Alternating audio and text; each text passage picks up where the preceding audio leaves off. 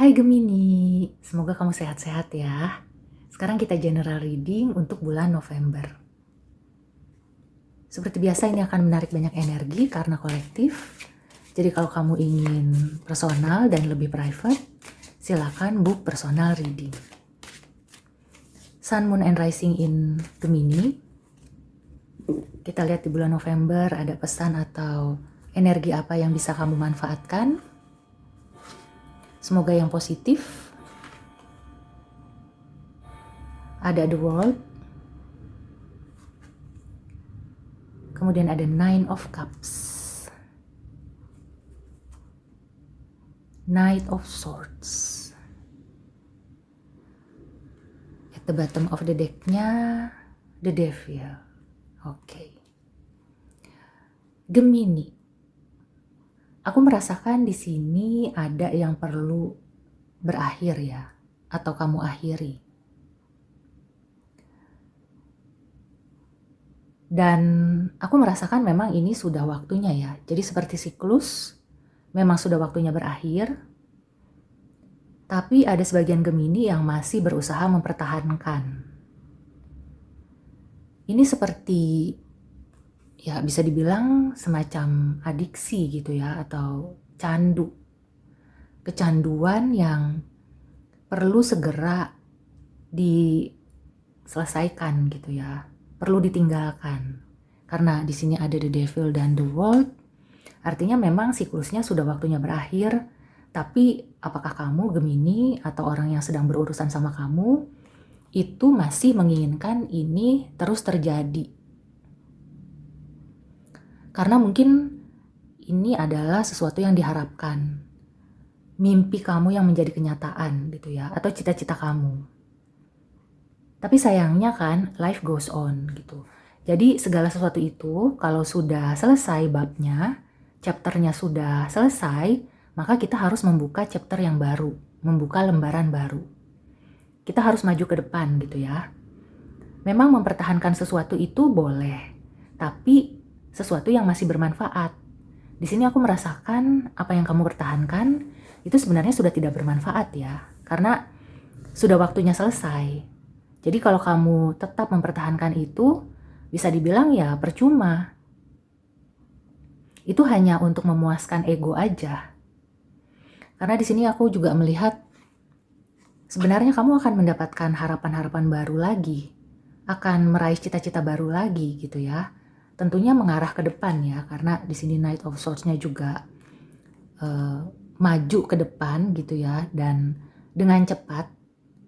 Aku merasakan ada perubahan yang cepat juga. Mungkin itu yang membuat Gemini jadi sulit melepaskan gitu ya. Karena perubahannya terlalu cepat. Dan kamu itu kayak belum yakin gitu di depan sana apakah kamu akan mendapatkan hal seperti yang sudah pernah kamu dapatkan. Padahal di sini sebenarnya ya, ada kemungkinan kamu akan bisa mendapatkan hal yang kamu harapkan juga. Cuma sudah beda gitu ya, bukan yang dulu lagi.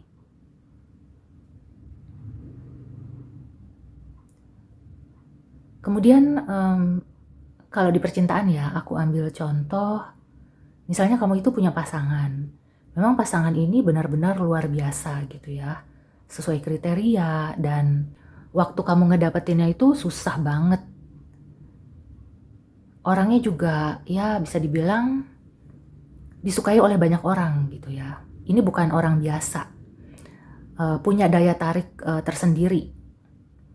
Tapi di dalam hubungan itu ya, selama kamu berhubungan dengan dia, banyak hal-hal toksik atau negatif yang kamu alami. Bahkan lebih banyak toksiknya. Karena kan kalau di hubungan itu ya pasti ada baik buruk gitu ya, ada susah senang. Tapi di sini kamu banyak kecewa, banyak susahnya. Cuma karena itu adalah sosok idaman dan kamu itu berhasil mendapatkan dia dengan persaingan ketat, atau ya ibaratnya tuh kamu keluar sebagai pemenangnya gitu ya, susah payah mendapatkan hatinya.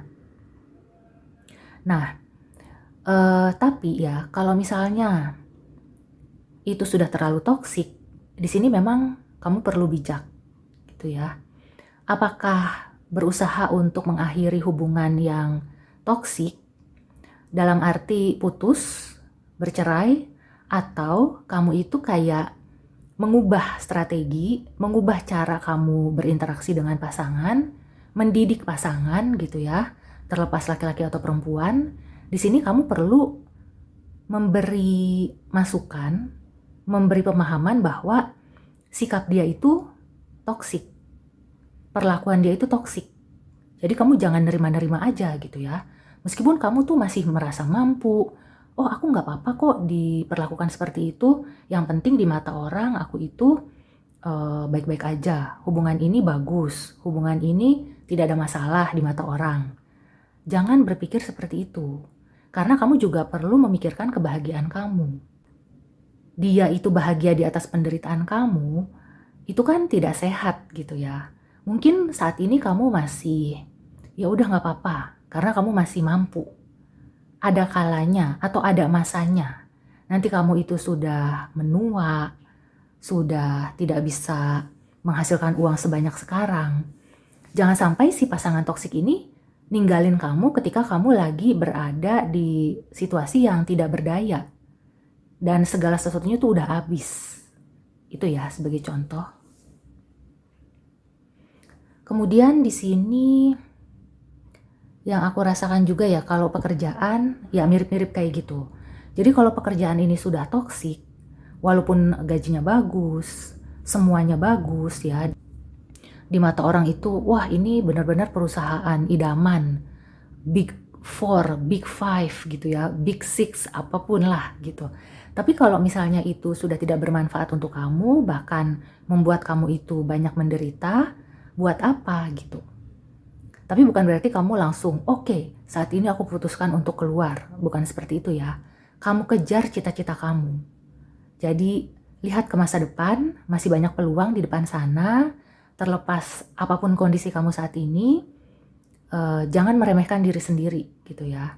Apalagi di sini ada kartu Nine of Cups dan Knight of Swords. Kamu itu mampu dan punya fasilitas ya, kemampuan dan fasilitas untuk mengejar mimpi kamu. Jadi jangan berhenti atau stuck di satu tempat yang sudah waktunya kamu tinggalkan.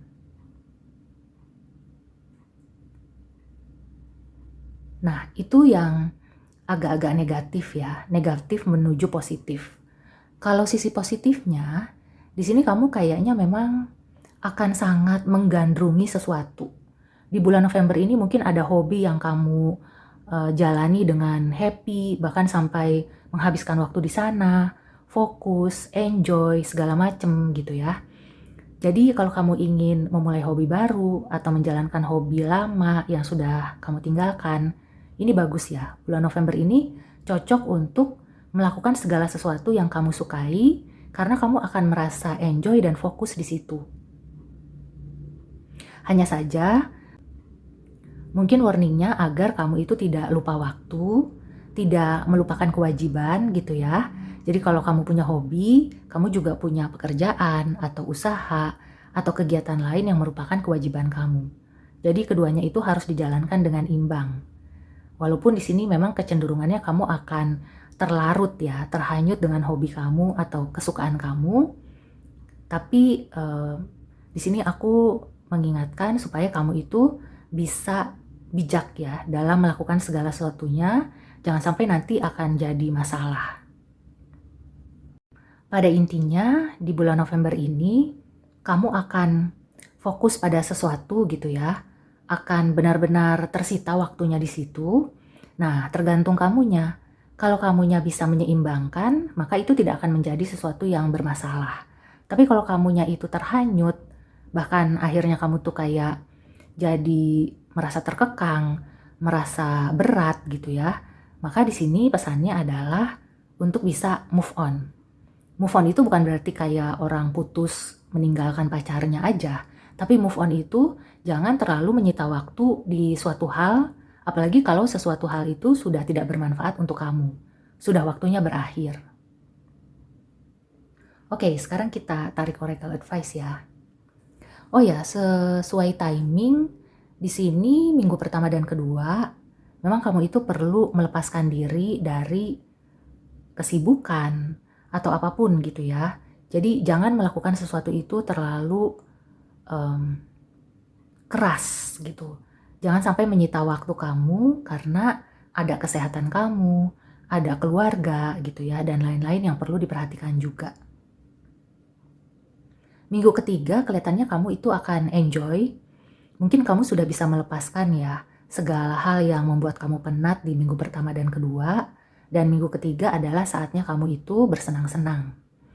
Kemudian di minggu keempat, nah kembali lagi ya, segala sesuatunya di bulan November ini untuk Gemini jangan terlalu. Kalau terlalu, efeknya itu akan muncul di minggu keempat. Kamu tuh kayak kalau terlalu santai akan jadi terburu-buru gitu ya, kayak ketinggalan kereta. Tapi kalau kamu terlalu sibuk atau terlalu ngoyo, kamu akan jadi drama gitu ya, jadi ada masalah. Nah, jadi segala sesuatunya ini perlu diseimbangkan. Ada pesan apa atau nasihat untuk Sun, Moon, and Rising in Gemini di bulan November, in the near future? Ya, aku merasakan bagi kamu yang sudah berusaha gitu ya, mungkin kamu kayak, aku tuh udah berusaha untuk melepaskan diri ya dari kepenatan, dari hal-hal yang membelenggu, tapi kok nggak bisa juga. Jadi bukan karena aku tidak mau mengakhiri, tapi memang tidak bisa. Nggak usah khawatir. Kalau kamu sudah berusaha, maka itu akan segera terwujud ya dalam waktu dekat. Yang penting kamu berusaha. Jangan kamu udah tahu itu nggak bagus ya, tapi kamunya ya udah diem aja.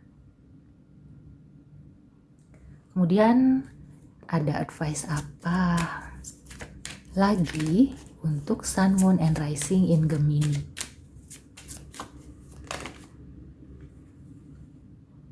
Ya, playtime and divine magic. Wow. Di sini aku merasakan ya, terutama yang tadi aku sebutkan di minggu ketiga, mungkin kamu perlu waktu untuk lakukan hobi gitu ya, bersenang-senang, menikmati hidup. Dan di situ ya, tanpa kamu duga, akan terjadi sesuatu yang bikin surprise gitu ya. Bahkan bisa dibilang ini mungkin rezeki, ada keberkahan dengan kamu menyayangi diri sendiri gitu ya, berusaha untuk menikmati hidup, tentunya dengan hal-hal positif ya. Jadi kelihatannya itu akan menarik energi positif sehingga membuka peluang rezeki dan berkah untuk datang ke kehidupan kamu. Jadi tinggalkanlah ya yang sudah berakhir atau yang toksik, tinggalkan semuanya di belakang, karena di depan itu rezekinya akan lebih bagus. Oke, terakhir kita tarik oracle advice. Ada pesan apa untuk Sun, Moon, and Rising in Gemini di bulan November? Dan aku juga merasakan in the near future ini berkah itu tadi ya. Jadi kalau kamu melepaskan sesuatu yang berat gitu ya, dengan berat hati, tapi kamu ikhlas, maka kamu akan mendapat gantinya yang lebih baik. Amin.